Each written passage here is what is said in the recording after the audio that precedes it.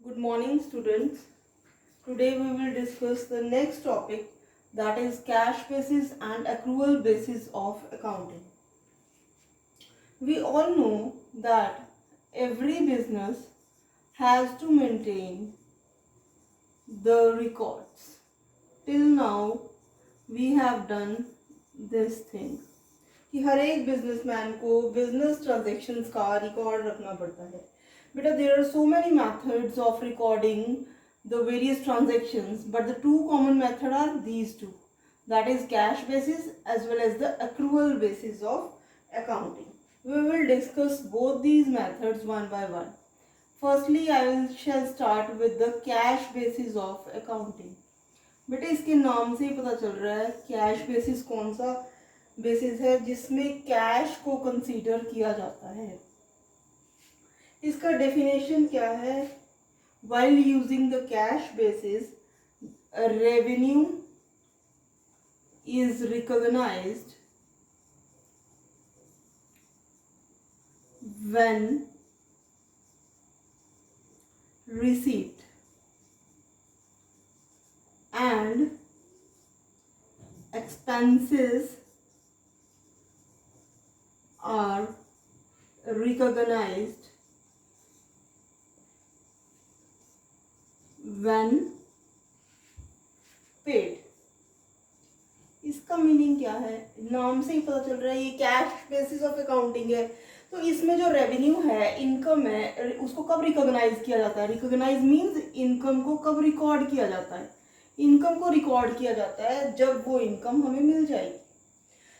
Similarly जो expenses हैं उसको कब रिकॉग्नाइज किया जाता है? एक्सपेंसेस को रिकॉर्ड किया जाता है व्हेन दे आर पेड, जिस दिन उनकी पेमेंट होगी. तो कैश बेसिस में क्या कंसीडर करते हैं हम? कैश बेसिस में ये देखते हैं भी वेदर कैश आया है या कैश गया है. जिस दिन कैश आया है, यहाँ पर time element is very very important. We will consider the timing of the transaction. ठीक है, जिस दिन कैश हमें मिला है उस दिन रेवेन्यू कंसीडर करेंगे. कि जिस दिन कैश पे किया गया है उस दिन क्या कंसीडर करेंगे? एक्सपेंसेस. तो बेटे, कैश बेसिस ऑफ अकाउंटिंग की आप आगे कर रहे हैं. फीचर्स क्या है?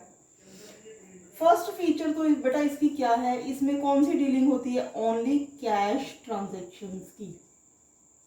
It deals only with the cash transactions. Second क्या है? इसमें हम प्रॉफिट एंड लॉस अकाउंट नहीं बनाते. P&L account is not made. इसकी जगह पे हम क्या बनाते हैं? जो ऑर्गेनाइजेशंस जो हैं वो क्या बनाती हैं? प्रॉफिट एंड लॉस अकाउंट नहीं बनाती, वो बनाती हैं receipts and payment account. Receipts and payment account. Receipts and payment account का मीन्स क्या है? रिसीप्ट्स मीन क्या होगी? इनकम्स. पेमेंट क्या होगी? एक्सपेंसेस. तो वो इनकम और एक्सपेंस का अकाउंट बनाती है. क्यों? क्योंकि इसमें कोई क्रेडिट की ट्रांजेक्शन्स को कंसीडर नहीं किया जाता. ओनली कौन सी ट्रांजेक्शन्स आती हैं इसमें? कैश से रिलेटेड. इसका डी पार्ट है बेटे. नेक्स्ट फीचर और क्या आती है? It is suitable for small businesses. Small businesses. जो कैश बेसिस ऑफ अकाउंटिंग है ना बेटा, ये छोटे बिजनेस के लिए सूटेबल है. कौन कौन से बिजनेसेस हैं? लाइक स्कूल्स हैं, कॉलेजेस हैं. स्कूल्स कॉलेजेस में ऑलवेज फीस जो है वो किस में पे होती है? कैश बेसिस पर. ठीक है, वहाँ पर क्रेडिट का कोई लेखा जोखा नहीं होता. तो स्कूल्स और कॉलेजेस प्लस प्रोफेशनल्स हैं. प्रोफेशनल माने जैसे आप डॉक्टर के पास जाते हैं, डॉक्टर हमें आप कभी भी ये नहीं कहते आज आप मेरे को देख लो और मैं आपकी पेमेंट 4 दिन बाद कर लूँगा. वो ऑलवेज क्या है? फर्स्टली फीस चार्ज करती हैं. सिमिलरली लॉयर्स हैं, ठीक है, वो भी क्या है? प्रोफेशनल्स. वो फीस चार्ज करते हैं, तो उनकी जो पेमेंट है वो कैश की टर्म्स में ही करनी पड़ती है. या चैरिटेबल इंस्टीट्यूशंस आ गई. ये सारी इसकी एग्जांपल्स हैं कैश बेसिस ऑफ अकाउंटिंग की. कि कैश बेसिस ऑफ अकाउंटिंग में charitable institutions, professionals, schools, colleges सबको कंसीडर किया जाता है. नेक्स्ट बेटे और फीचर्स इसकी क्या है? जो मेन फीचर एक और है बेटा वो है कैश बेसिस की, इट इज नॉट रिकॉग्नाइज्ड, इसको रिकॉग्नाइज नहीं किया जाता अंडर कंपनीज एक्ट 1956। 1956 जो कंपनीज एक्ट है वो कौन से बेसिस को मानता है, वो मानता है एक्रूवल बेसिस को, जो हम नेक्स्ट टर्म करेंगे। कैश बेसिस को कंसीडर वो नहीं करता। नेक्स्ट फीचर कैश बेसिस की क्या आती है, इसमें हम आउटस्टैंडिंग एक्सपेंसेस, ये 4 टर्म्स न्यू है बेटे, ये मैं अभी क्लियर कर देती हूँ। पहले ये समझ लो भी इनमें इन चीज़ों को कंसीडर नहीं किया जाता। Outstanding expenses, prepaid expenses, next accrued incomes, accrued incomes, next आती है इनकम रिसीव्ड इन एडवांस। इन चारों को कैश बेसिस में कंसीडर नहीं किया जाता। इनको कहाँ कंसीडर किया जाता है, सिर्फ और सिर्फ एक्रूवल बेसिस में। अब ये टर्म्स का मतलब क्या है, आउटस्टैंडिंग एक्सपेंसेस। आउटस्टैंडिंग एक्सपेंसेस कौन से होते हैं, वो एक्सपेंसेस जो हमारे ड्यू हो चुके हैं लेकिन अभी हमने पे नहीं किए। जैसे क्या है, ये सितंबर चल रहा है तो सितंबर का मंथ ड्यू हो चुका है, ठीक है, तो लेकिन सितंबर का मंथ जो रेंट है उसका ड्यू हो चुका है, सितंबर मंथ का कोई भी एक्सपेंस है वो ड्यू हो चुका है लेकिन उसकी अभी तक हमने पेमेंट नहीं की, that is outstanding expenses. Next आते हैं प्रीपेड एक्सपेंसेस। प्रीपेड मैंने पहले ही पे कर दिए। अब जैसे सितंबर चल रहा है, लेट अस सपोज आप अक्टूबर और नवंबर की पेमेंट पहले कर दें, वो क्या होते हैं, प्रीपेड एक्सपेंसेस। नेक्स्ट आती है एक्रूड इनकम्स। एक्रूड इनकम्स कौन सी होती हैं, income due but not received. Income हमारी ड्यू हो चुकी है, हमने लेनी है किसी से पैसे, वो ड्यू हो चुके हैं लेकिन अभी उसने हमें दिए नहीं है। नेक्स्ट आती है इनकम रिसीव्ड इन एडवांस, किसी से एडवांस में हमें इनकम मिल गई है। तो मैंने क्या बताया था तुम्हें, कैश बेसिस में ये सिर्फ कौन सी ट्रांजेक्शन्स लेते हैं आप, कैश बेसिस की। कैश रिसीट्स और कैश पेमेंट्स का कंसीडरेशन किया जाता है। तो ये सारा जो है चारों चीज़ें इसमें कंसीडर नहीं होती। These are totally ignored in cash basis of accounting. Next, forwarding towards the second method, that is accrual basis of accounting। accrual basis क्या होता है बेटे, अब accrual basis of accounting वो है जिसमें कैश और क्रेडिट दोनों ट्रांजैक्शंस को रिकॉर्ड किया जाता है, ठीक है। तो इसका डेफिनेशन क्या होएगा, इन accrual basis of accounting revenue is recognized when earned। यहाँ पर अब हम वर्ड रिसीव्ड की जगह क्या यूज कर रहे हैं, earned। सेकंड आता है expenses are recognised when incurred. यहाँ पर अब पेड की जगह वर्ड क्या यूज कर रहे हैं, इनकर्ड। अब ये इसका मीनिंग क्या है, revenue is recorded when earned, कि जिस दिन हमें उस चीज़ की इनकम की अर्निंग हो गई है, चाहे हमें वो इनकम मिली है चाहे नहीं मिली, लेकिन अगर वो ड्यू हो चुकी है, इनकम हमें अर्न हो गई है, तो हम उसको रिकॉर्ड कर लेंगे एक्रूअल बेसिस में। Similarly expenses are recorded when incurred, जिस दिन हमारा खर्चा ड्यू हो गया है उसको हम एक्रूअल बेसिस में रिकॉर्ड कर लेंगे, चाहे कि उसकी पेमेंट की है चाहे कि नहीं।